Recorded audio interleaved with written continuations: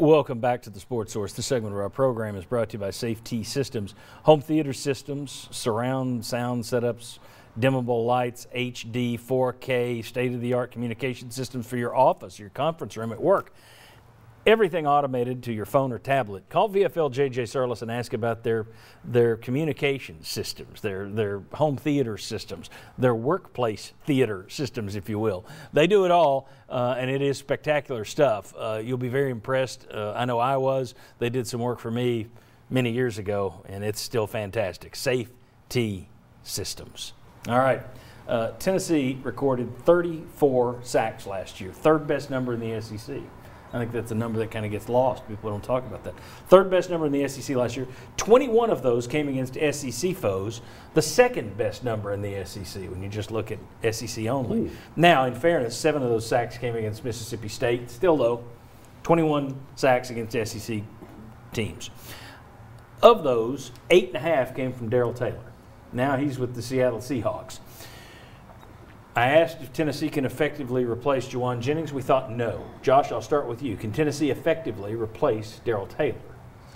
I will say yes, and I will say this is one where I'm more confident in the committee stepping up. I don't think there's one player. I don't think if opposing offensive coordinators are putting on film from a year ago and say that's the guy that now scares us like Darrell Taylor could potentially do, a guy that's a second-round pick in the NFL draft. But when you start to add up the players, Kavon Bennett, second-year guy, Roman Harrison, Henry To'oTo'o, Quavaris Crouch, athletes up front that I think Jeremy Pruitt and Derek Ansley can scheme around. Sean Schamberger, a guy that will be close to the line of scrimmage, and I think there'll be a few plays that he makes in the offensive backfield. This would be a Jeremy Pruitt vote. This is where defensively, what he's done with this group now entering their third year, collectively, I think they can replace Darrell Taylor and be just as good potentially up front on defense. And Schamberger was second on the team last year in sacks with 3.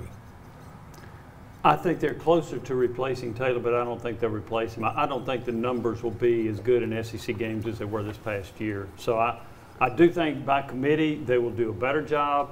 And maybe there's somebody that steps up. Maybe it is Bennett, who did show some pass rushing skills. Maybe it's one of the front 3 that can come through and do it. But I don't see anybody that I'm real confident in being able to rack up more than like 4 or 5 sacks for the season. So I'm going to say no, but a lot closer than they were in trying to replace Jennings. Yeah, I mean, and even Will Overstreet on the show, he said that, you know, that Taylor basically had one move.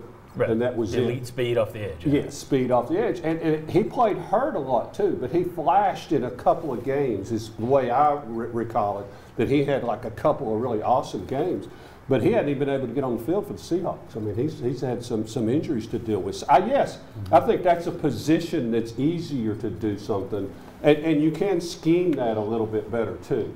I mean, you can bring somebody off the edge, or you can show this, or the way you do that. So, yeah, I think they can replace that. Maybe not to the 8.5. Right. But to where they still get production from that position. Yeah, I don't think you'll have one guy that steps up and records 8.5 sacks to replace him. But I do think much better chance of replacing him on defense than you do of Jennings on offense. The one thing that I think is interesting, though, about Taylor, not only do you lose him just his ability, but you lose the threat of him, which might have made it easier on the guy on the other side of the line. So the fact that a team isn't going to have to focus on this guy and pay attention to him means they can spread it out a little bit more. So it'll be interesting to see how Tennessee deals with that. But I do think on that side, I will go with Josh. I think they will replace him. Maybe not to the level of 34 sacks, but overall. But I do think they will replace him a lot better than the offense will replace Jennings. Famous last words. They'll miss Taylor all year and they'll replace Jennings in week 1. All right. When we come back, we've got a lot to talk about. We've got the key matchup in the game. We've got the first Cavaliers line of the year. We've got our game predictions. But next, the SEC has set COVID standards for the roster. We'll discuss those next on the Sports Source.